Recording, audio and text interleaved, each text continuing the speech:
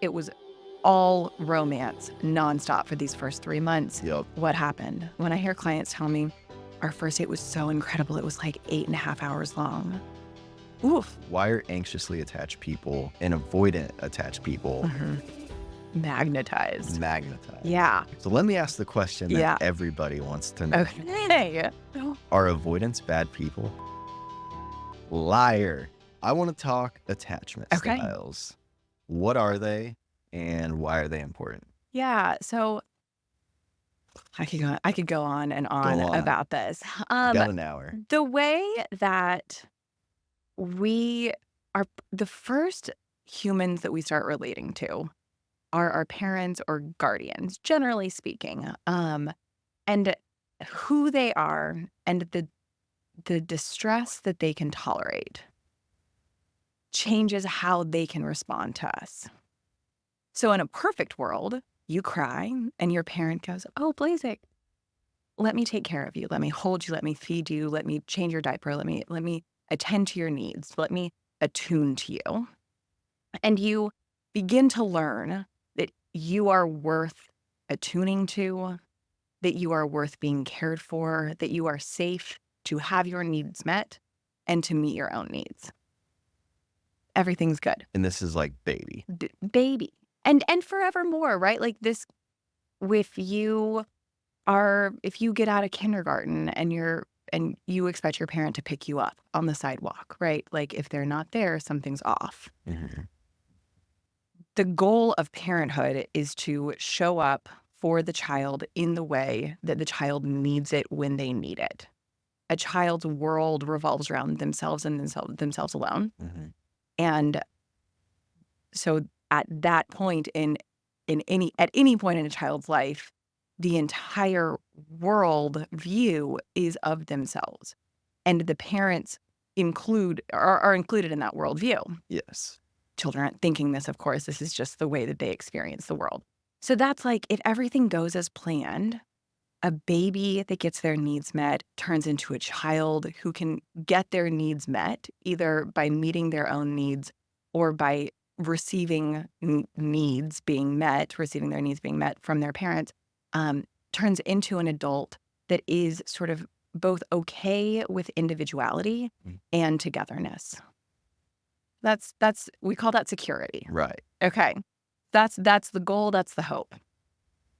As you and I both know, many, many people are unable to attend or attune to their children in the way that ideally they should, whether it is by accident. And I have a lot of compassion. I'm a parent now. I have a lot of compassion for all of the mistakes that get made. Or through I don't know, inadequacy or a lack of tolerance for discomfort. The way that we show up as parents can get messy, and the result is that a child maybe doesn't learn that intrinsic experience of, I am okay by myself and I am okay being in connection with others. Mm-hmm. So with that Yeah. vision, that's when we start bouncing to like anxious Sure. and avoidant, right? Yes. And there are this sort of pop cultural experience of attachment styles kind of feels a bit like a BuzzFeed quiz. Uh-huh. And it's much more. One. You have we all. I've taken one too. It's a little more nuanced. I mean, at the end of the day, the demonstration of our attachment is kind of the same, but it's let me think. It's in its theoretical origin, it is about the parent and their mental health. Mm-hmm. In sort of how we grow up to be adults, let me think. It's a little bit more like team anxious, team avoidant, team disorganized. And so because I work primarily with adults in their relationships and how they show up for themselves and their connections, I think that what we've sort of experienced then is this like BuzzFeed quiz version. Yes. And so, I guess depending on who you ask, there's a secure attachment, which is what I just described. And then there is a spectrum from anxious to avoidant, and then also disorganized. We can kind of parse out more nuanced differences within that spectrum, Mhm. disorganized kind of being both at the same time. Okay. So Um, that would be like anxious avoidant. Anxious Okay. avoidant, sure. That's what I've heard in Yeah, yeah, okay, like you are attached. yes, you are have you read the book Attached? I have read parts of it, but Okay, like, yeah, I've just kind of skimmed through it. yeah, Um, I feel mixed about it. I've heard a lot of people say that. I was Yeah. gonna ask you, like, do you believe in attachment Well, styles? there's nothing to believe or not. This is an established fact in my field. Okay, so Yeah. you're Yes. okay. I think that there are opinions about attachment that are up for debate, like, Mhm. can you earn security? Yeah. I believe so. But, I think that as far as I'm concerned, and most everyone in my field, attachment is a fact of human development. So when we go back to childhood, I don't think any parent intends to do this to their Sure. child. So I don't really know how to ask this, but like, well, I'll ask this: like, what are specific things that parents can do that would have a kid lean one way or the other? Sure. So I guess maybe I'll describe what an anxious experience is like and what an avoidant Yes. experience is like.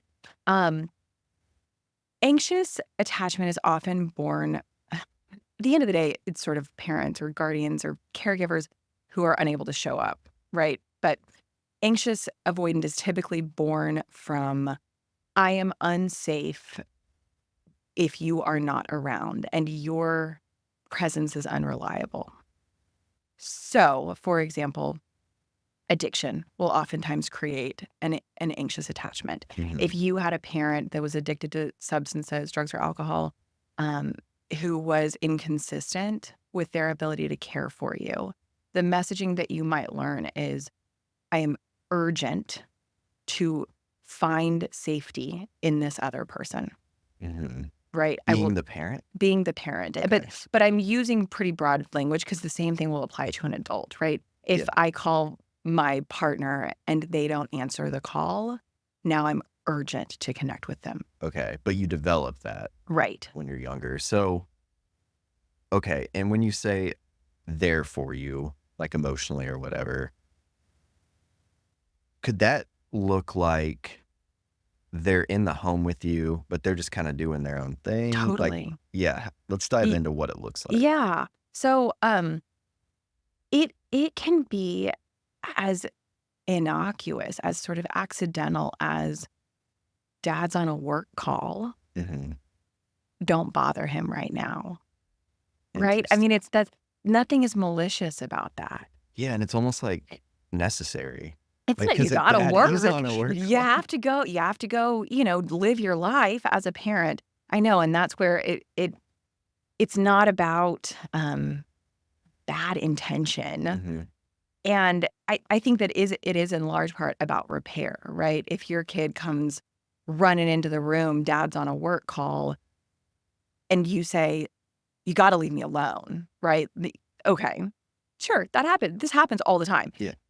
Can you, after your work call is over, find your kiddo and say, "I'm so sorry about that. You matter to me, and what you were bringing me a photo or, a Mhm. picture that you colored. I really wanna see this drawing that you made.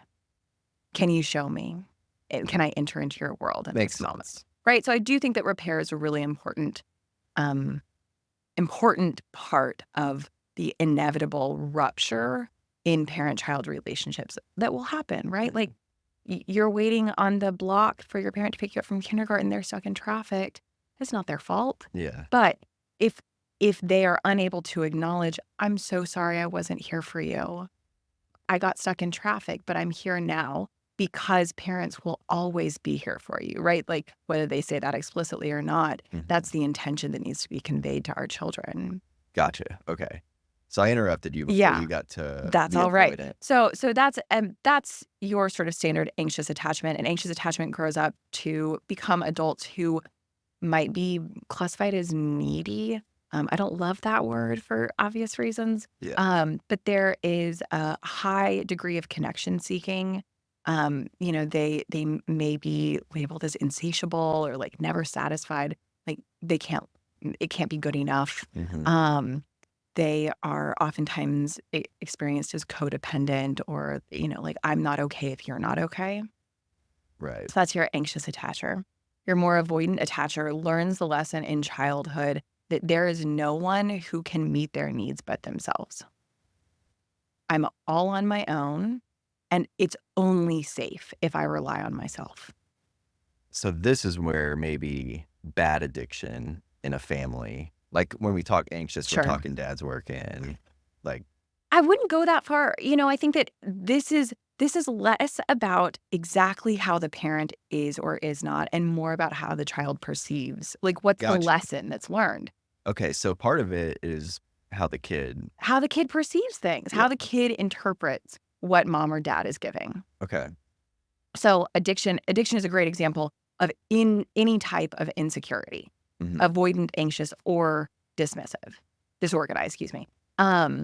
Because right, I mean, I think you're great to acknowledge that avoidant attachment is a lesson that can be learned. Your parent is drunk, passed out on the couch. What are you going to do? Well, you've tried to wake them up, and that is Yeah. an unreliable source of comfort or food or needs connection. I'm gonna get my own meal. Right. Yeah, That's how I'm picturing it. It's like yeah. no one's home. It's No like, I one's guess I'll home. cook myself. Right. There are a lot of this term is kind of out of vogue, I guess, but latchkey kids Yeah, yeah. from, like the 80s, 90s kids that whose parents were just like, see you when I get home from work, Yep. let yourself in, that experience life as like, who else is going to take care of me but myself? Which is so interesting because I always have this battle of learning about stuff like this, and then Sure. also, like, there's a part of me that grew up in small town Kansas that's like, Okay. "Come on, like, Sure. man up." You know what I mean? Yeah. Like, you can't just like, yeah, parents are working, go home, make a Totally. sandwich, it's not a big deal. It's not it shouldn't have to be a big deal, right? Like, Yeah, I understand that. I think but that then the there's brain's firing too, we so it's we can't help it, right? yeah. Yeah, and I think that in some ways, our American individualist culture really does seem to, value the lesson of autonomy versus Mhm, connectedness. So, generally, avoidant attachers are not seen as the problem. I'm using mhm. air quotes here, because, like, yeah, at the end of the day, you do have to take care of yourself. Who else Yeah. is gonna? It's like a lesson that we all are gonna learn one way or another. Yeah, it's almost like romanticized in a way. In a It's way, in it song is. lyrics about, like, "I'll do it on my I'll do it own," on my own. We're fortunate "I don't path. need I you." don't need you. Yeah. That's right. And I think that what becomes, you know, sort of the internal torture of avoidant attachment is that it's not just I will do it on my own, but that I don't know how to be with another person. Right. And and let's talk about this because 'cause we've Okay. all dated avoidance. Sure. So let me ask the question that Yeah. everybody wants to know. Okay. No, Are avoidants bad people? of course not. Liar. No. I think that, my heart breaks for avoidance because the ability to tolerate connection is crucial to humanity. Yes. Yeah, and they push it away. It's not just that they cannot tolerate it. So often. I mean, I don't wanna paint with the broadest brush, but, how do you get and I think that it's like this catch-22 of they want to have connection, they want to have relationship, they want to be with a partner. I mean, Mhm. so much of life is like, who am I choosing to do life with? Right.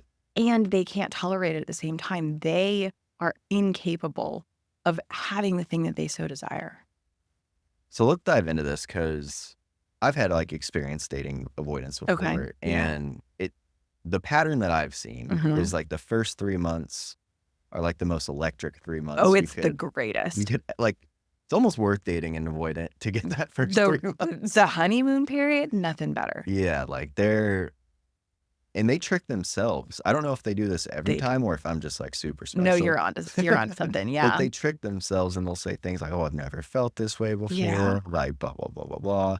And then it seems like one event happens that's Mhm. not it's like nothing that either of you do. It's No. just like, oh, one person's out of town for the Yeah. weekend Yeah. or I don't know, like something small No, like you're that, spot on. and then boom, they're never the same. Yeah, So, like, what is it about that event sure.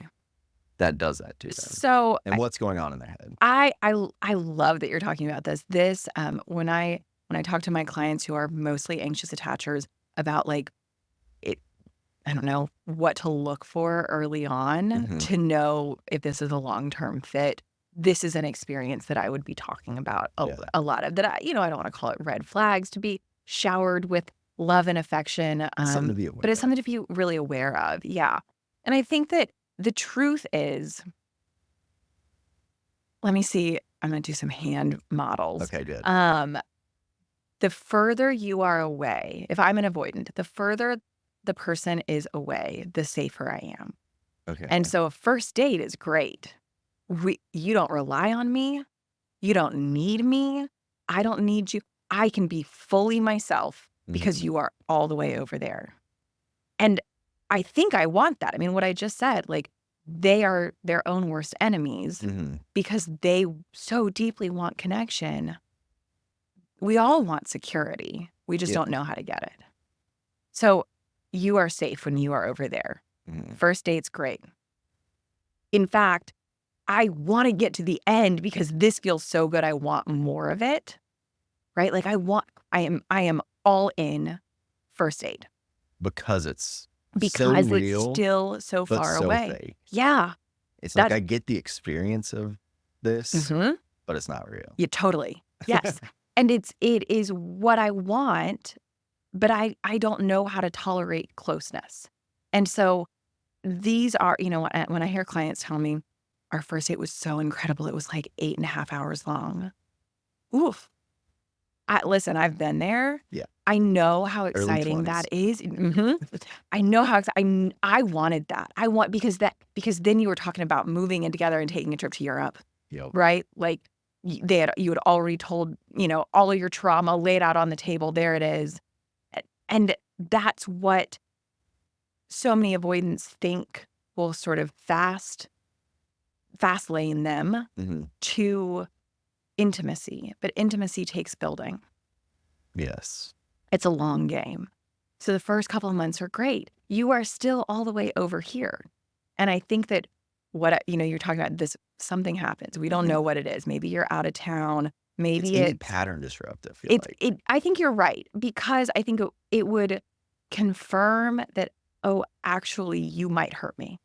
because they have time to think. Is that what it is? I'm not sure that I mean, that's probably a part of it. I'm not sure I would say that. It's like, um, if I'm trying to think of like a vague enough example from client work. Like, okay, so my client has this 3-month long high speed romance, and then their cat dies, Mhm.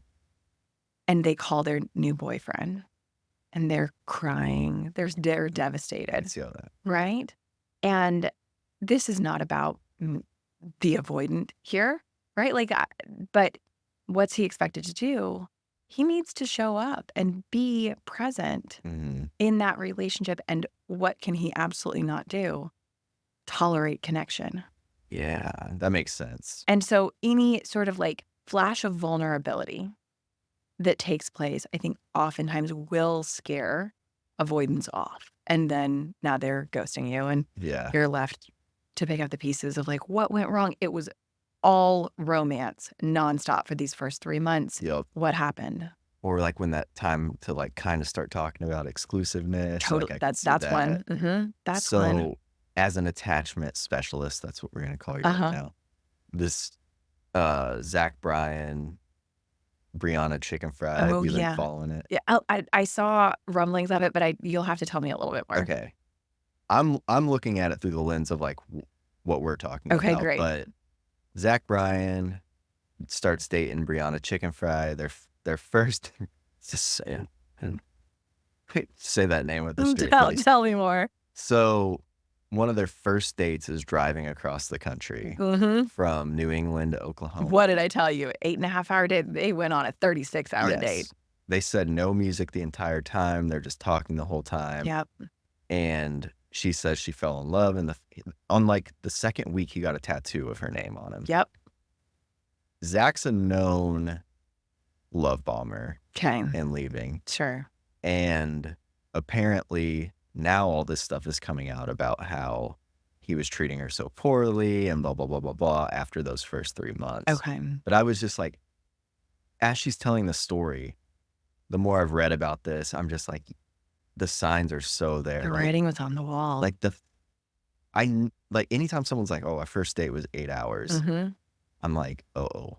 This is gonna be a dumpster fire in 3.5 months. Why is that though? Like, what if is there ever like the right person and we have 8 hour? I shouldn't say ever, but like, is there a common theme of 8 hours this going downhill? It certainly is a caution flag, in my opinion.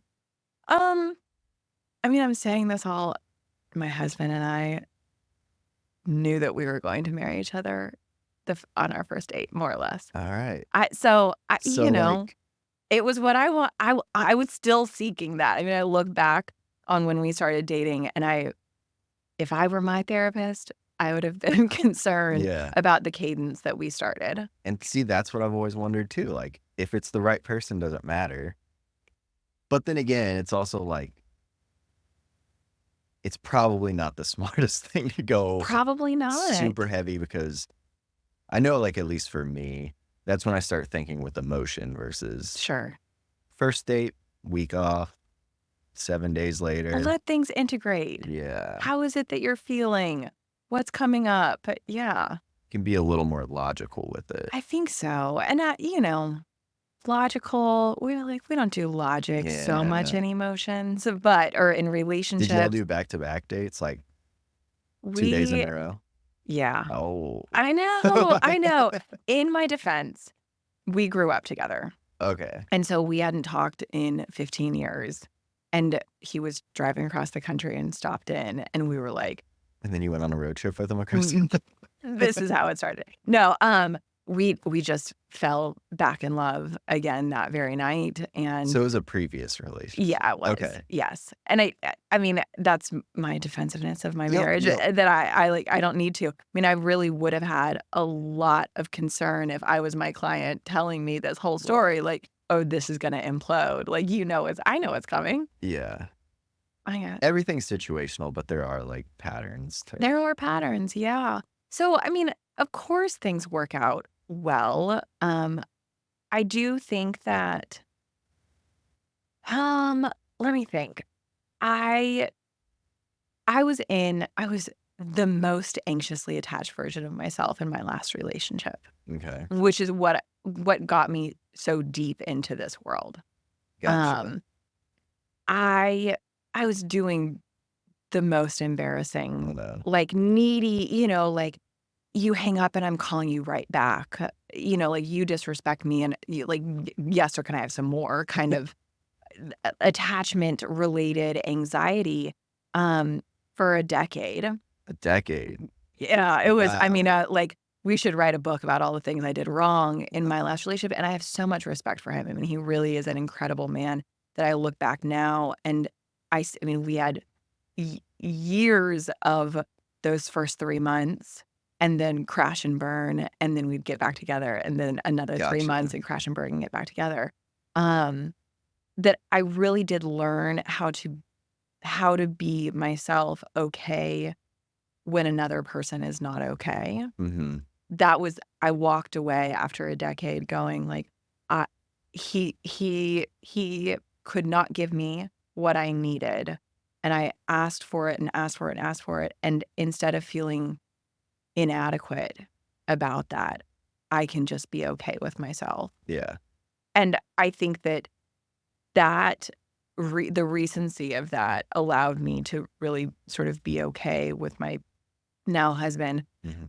doing whatever he needed to do without me being, like, swept up into Yeah. in one direction or the other. It's good to know that people can have one relationship be this way, but work because, like me, and then I have a lot of friends that I talk to this stuff about. Like, I know a lot of people sway on it's like they can be totally secure in this Totally. relationship, then they're And Like that's anxious where in this one. 100% when it becomes this kind of like BuzzFeed quiz destiny, like Mhm. I'm an anxious attacher and I'll never be anything other, then I think you really limit your ability to grow. In my Um, generation, like we mhm. love Love knowing labels. that. We Oh, love I am a labels. Virgo with a Sagittarius rising. I am a generator. I am like, I know all of those labels too. And I think that they're so useful for insight. And this one feels really malleable. Like this can change Mhm. on the day, on the person, on the amount of growth that you've done. Yeah. So it doesn't have to be quite so locked in. Yeah, it's like we put on our Instagram profiles like Anxious. anxious, Struggling. Yeah. anxious to your attachment.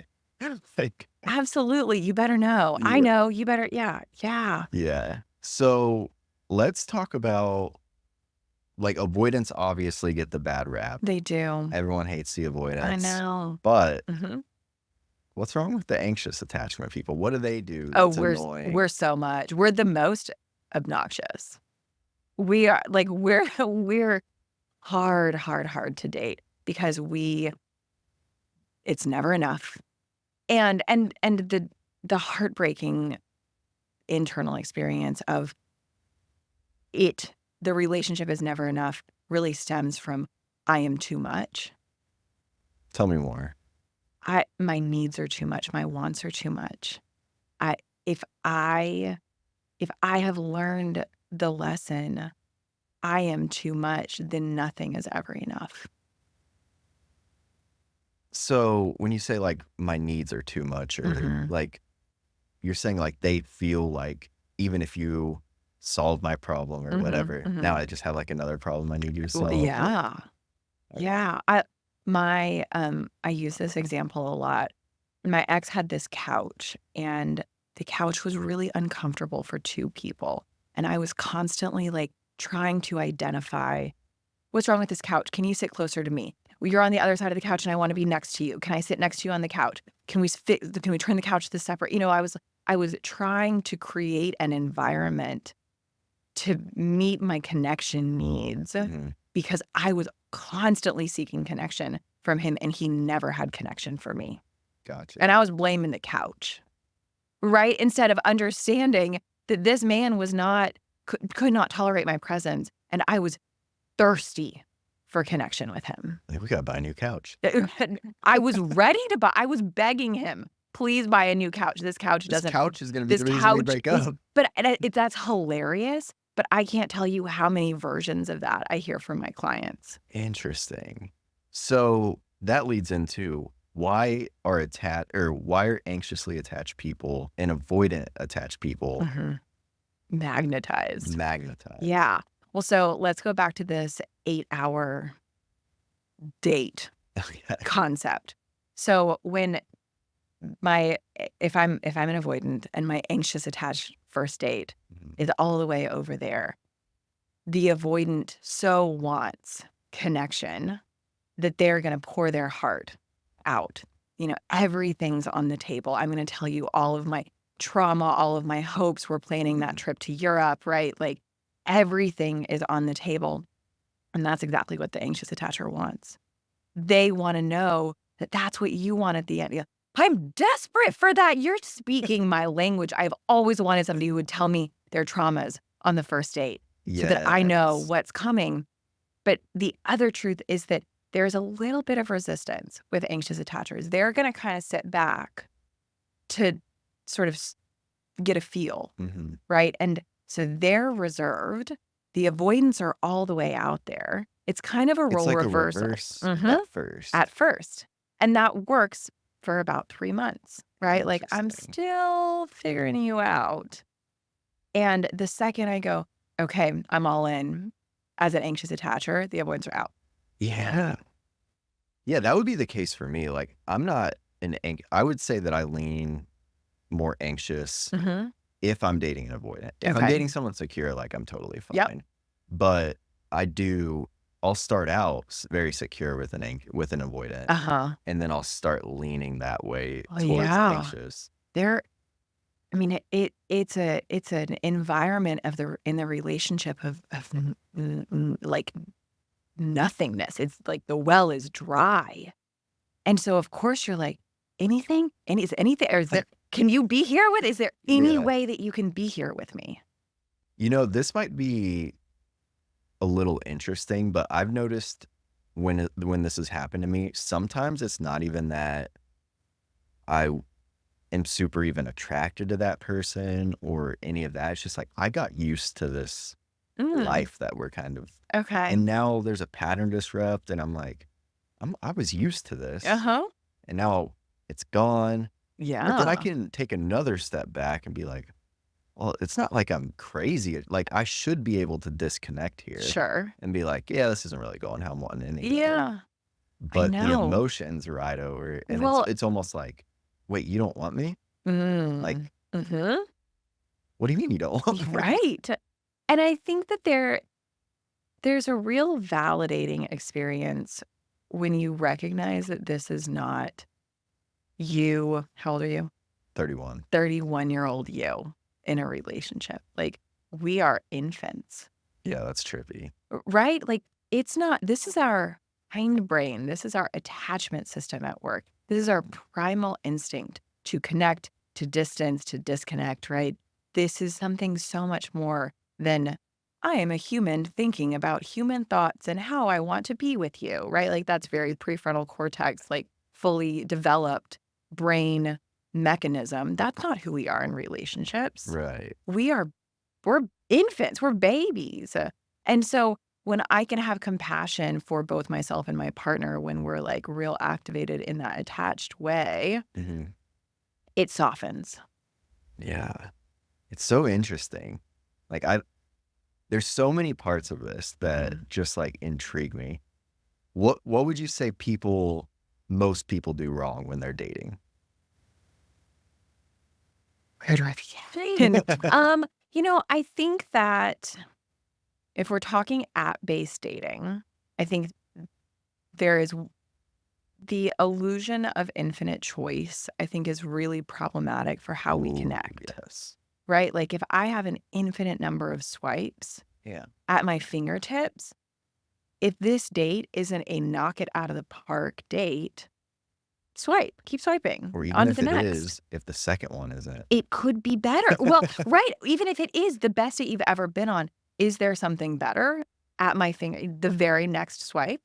So I think that worries me, and listen, I was in Austin in 2013 and Tinder was rampant. Like, Yeah.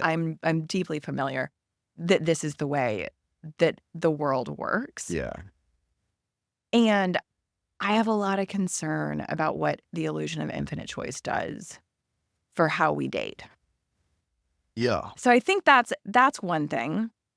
The other is in a world in which the average attention span is what, like 3.8 seconds or something like Probably. that.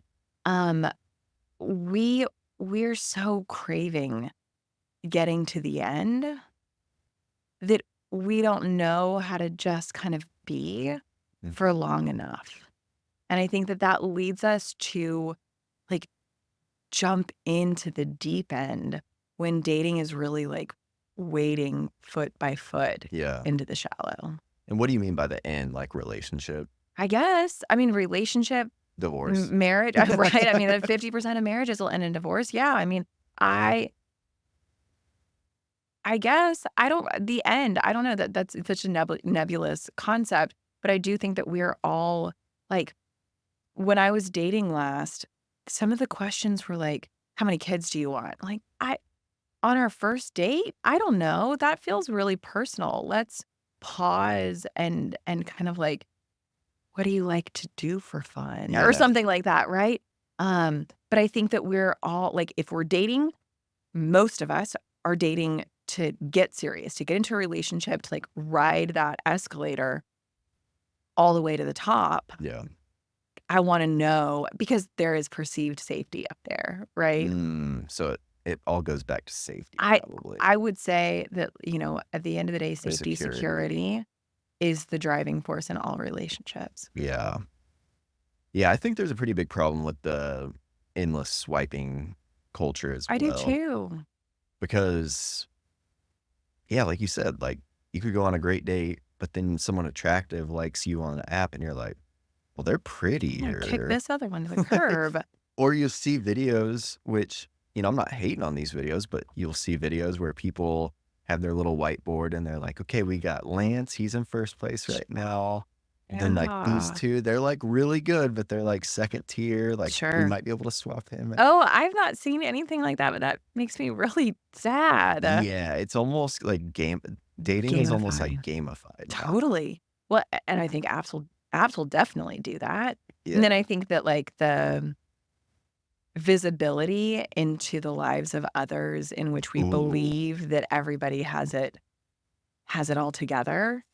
yes. Like, I mean, the aesthetics of your house is one thing, but the, like, power couple Yep. mentality is kind of another, right? That, like, if I if I have a fight with my partner, I don't have to fight with my partner. I wanna be a power couple. Right. Now I don't know how to fight. I don't know how to repair.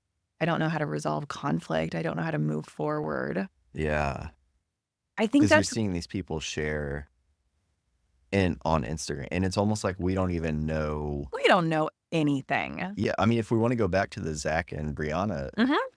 so there was a specific moment where Rihanna was at the Global Awards, or I don't know if that's what they're Okay. called, but, she was wearing a dress, and he texted her and was like, "That's provocative, like, take it, you need to Okay. change, blah, blah, blah, blah, blah." He unfollows her on Instagram. They're dating, they're, like, 30 something, and then Woof. he shares that photo to his story and says, "My beautiful queen," or something Ah. like that. Oh. It's just like, Well, we got probably this is probably, um, bigger than an anxious avoidant oh, yeah. I'm situation. just saying, like, what we see on social media and, like, the happy relationships, We don't know anything. we don't really know anything, but even when we're aware that people are posting only what they want to, Sure. I think that when you see stuff over and over, it can make you feel that that's how it's supposed to be It's or that's how gotta it's supposed be. to be. Right. Like, there's a machine at work, whether it's intentional or not, Yeah. but it's like, why would you wanna post anything bad? Well, yeah, I'm not sharing the, like, take the trash out. Yeah, Just, like, mundane parts of my life. I'm sharing going to Bali, right? exactly, And, yeah. like, everybody's happy when they're in Bali getting $2 massages. Yeah, right. Right? But, I I I don't know, the, like, mundane reality of relationships is that, like, more often than not, they're just kind of fine. Yeah, and that's something that's kind of scary too, I would say, is when you go to the thought of, like, could it be better? It's like, what do you think are some land or some, like, pillars of a healthy relationship? I think, which I've kind of mentioned, I think the ability to repair, Mm, that doesn't mean solve the problems necessarily, but, like, can I acknowledge that your reality exists for you is is pretty pinnacle in my experience. Let me think how I wanna say that a little bit more. So often we really get stuck after fighting, trying to convince the other person that I am right and you are wrong. yeah, And even, like, to be validated, which is, like, a really important part of how we're with another person. To be validated, we there so many of us believe that you have to believe in my reality in order to validate me. mhm, Like, you have to believe that my reality is the truth, is reality. And if 2 people are doing that, well, we've both lost. yeah, But I think that there is I heard someone say once, like, you could never say, "I'm sorry" again, and you could still acknowledge the truth and how another person is feeling. So, like, if "I'm sorry" feels triggering, and it's really hard, that's the it is hardest kind of like thing. a trigger. It's a hard thing to say. Yeah, And I tried it once. I was like, "I'm not gonna say I'm sorry for a month." Like, I'm just gonna say, "I see the truth in that." And I did. I mean, I was more able to say more often, "Huh, I can see that there's truth in that. I can see mhm, that's how you feel," or something like that. Um, it's probably not as satisfying for the other person, but I do think that, like, that's what we're really trying to get at in repair is I can see how that is true for you. mhm, That makes sense how you feel. if that is your truth. Mm. And your truth is perfectly valid. So, do anxious or avoidance struggle more to say I'm sorry? Avoid. Avoidance? Yeah. I think that kind of the opposite is true for anxious attachers, that Oh, they're sorry they're about everything. probably more inclined to be sorry about everything. Yeah, that makes a lot of sense, I guess, because they're the ones going out of their way to make anything happen. Yeah. And let's talk about why that drives avoidance fucking crazy. Yeah. When, like, why does the I'm gonna use my hands now. Mhm. So we're going up the hill, we're Mhm. having the best 3 months ever, and then avoidant pulls back a little, Mhm. and anxious is like, Where are let's you going? Come yes. back. And then that drives avoidant Mhm. up the fucking wall. Yeah. Why? Yeah. Doesn't that sound horrible to you? I don't know. Like, imagine someone sort of relentlessly needing something from you. Yeah. I guess too, like, it depends what that looks like because I feel like as I'm saying this to you Mhm. and I think back on, like, my relationships, it could be no different than how I acted the entire relationship, Mhm. but it has more of a image of chase because they're not reciprocating in I the think same that's way. right. Yeah. There's a moment early on, I don't remember all the details, but, I had been in this relationship where I was chronically thirsty for my ex, and my now I love that you use that husband. word. I mean, it's just I know thirsty has, like, a slightly different connotation now, but, like, I was ready to, like, soak up all that I possibly could from him, and he was giving me, like, drops at a time. Mhm. Um, and so I had, like, really tagged myself, like, "Oh, you're always desperate." And so I was, like, really aware of this experience in myself, like, just kind of beginning to watch how is your desperation? How is your Mhm. neediness?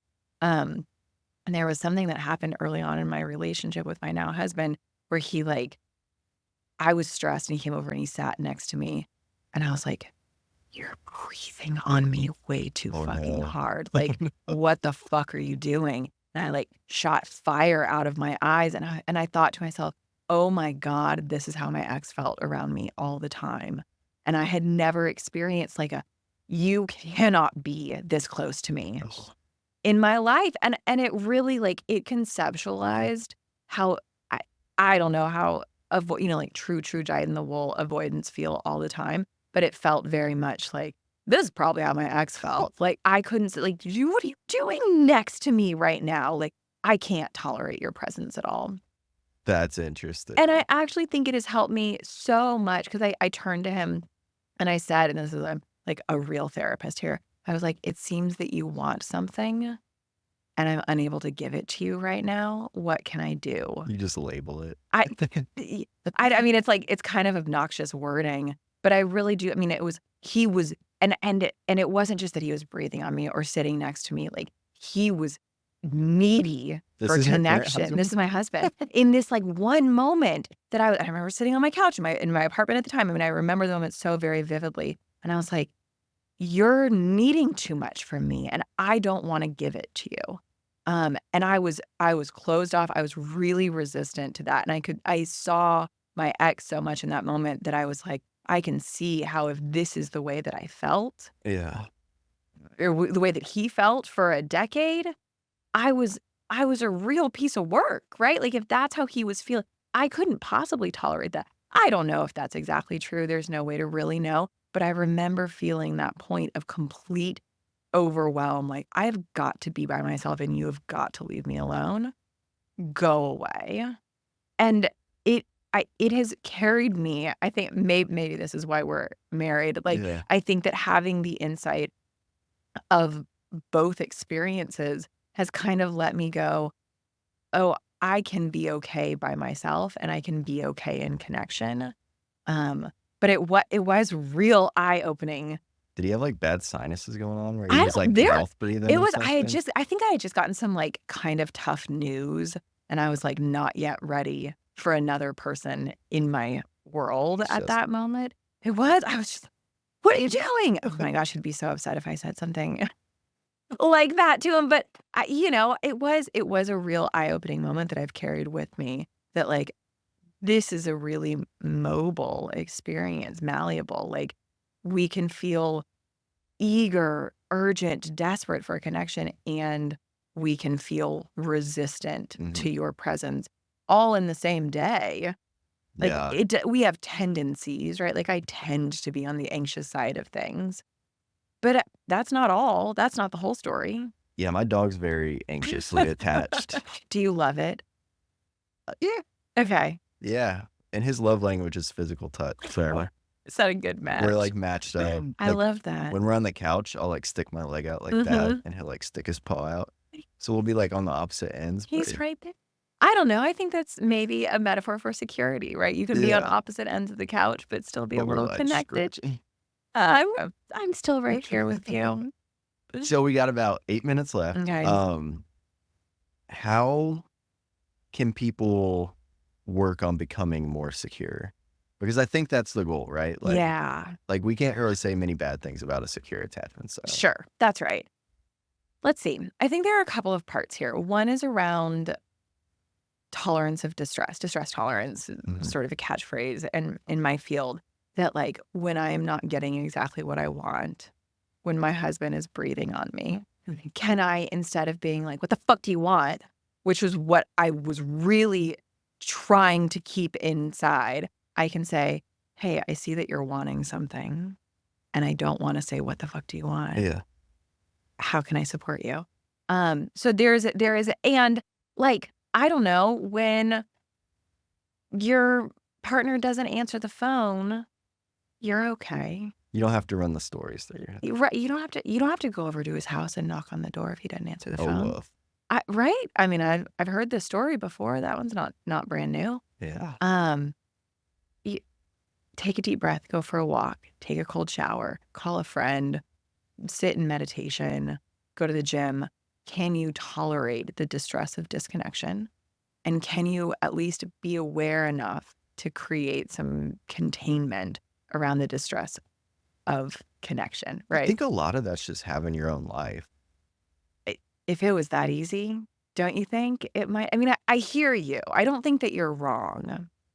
I think that when we are really anxious, our relationship becomes our whole life. That's a yes. And so we will be like, I'm not going to the gym if I have the opportunity to go on a date Or wait for a text. or wait for a text. Like, I'm not gonna That's when I call a think friend.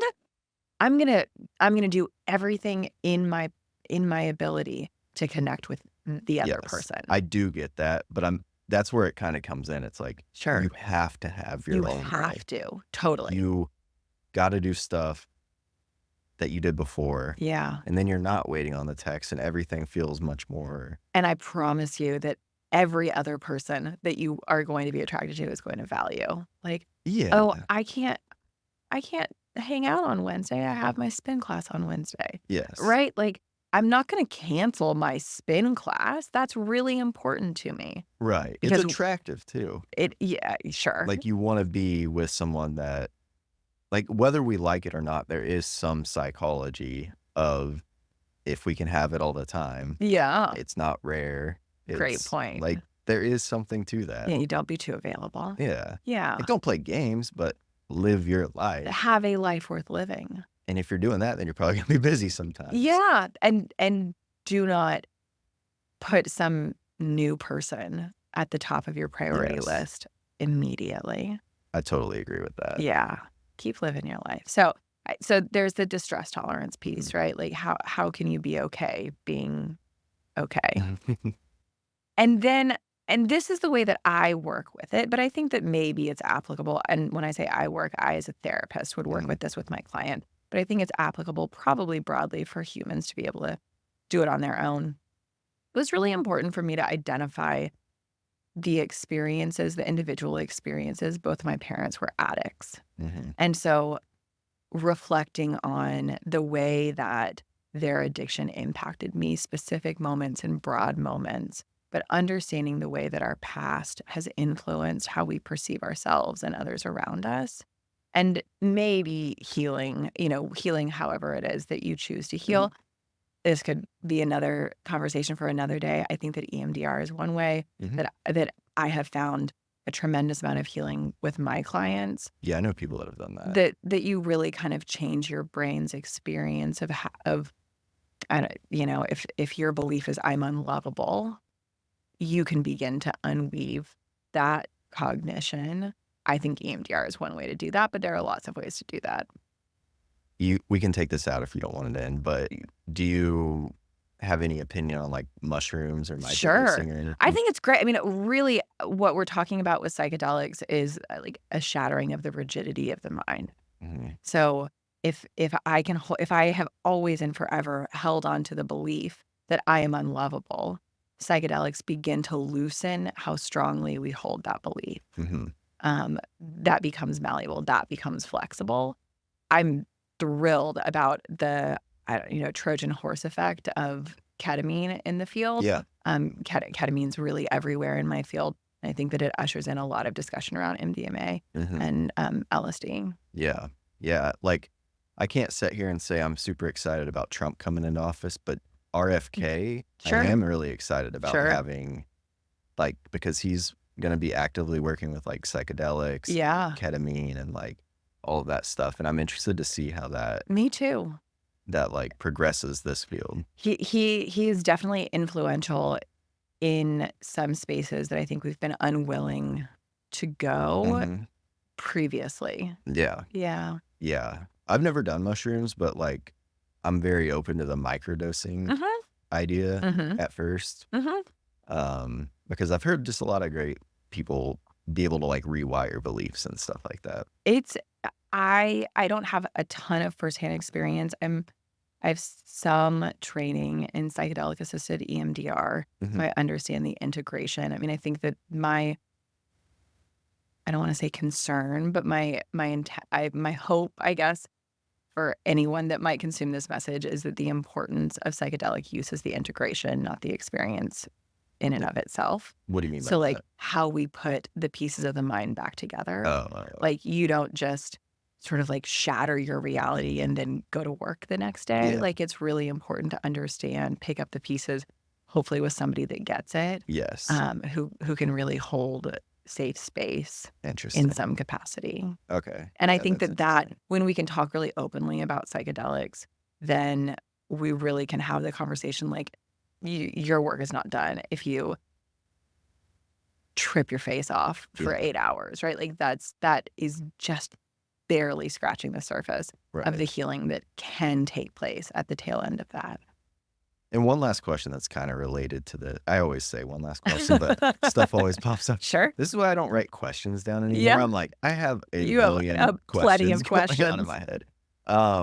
So I I can't compare this to other times in the world, but, like, it seems like our nervous systems are pretty damn activated now, Yeah.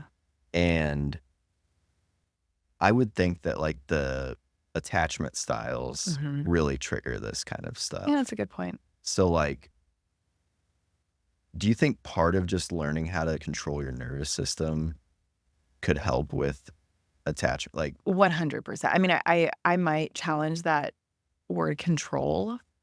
I think learning how to understand what's happening in our nervous system, um, the control feels like there's a perfect equation here. Like, parasympathetic breathing is a really great yeah. example, like extending that exhale to allow the sort of rest and digest experience to begin to come onto line a little bit more. Mhm. We probably are most of what we talk about is around parasympathetic activation. We need to Right. come down. But I think it's also really important to recognize that if we're all just like in our parasympathetic state, we're just slugs, right? Yeah, Like, yeah. we're just, like, melting into the couch, that we need right now, you and I having a conversation, this is a sympathetic activity. We have to be engaged, and Right. you have to have that I mean, that's a social Vegas It'd that be we're pretty talking about. boring if we were just like It would be a it'd whole be lot like of nut. ASMR or whatever that's going Yeah, we could on. just, like, take naps next to each other, and that's, like, one way, I guess, to be but if we're having a conversation, this is our sympathetic nervous system, and so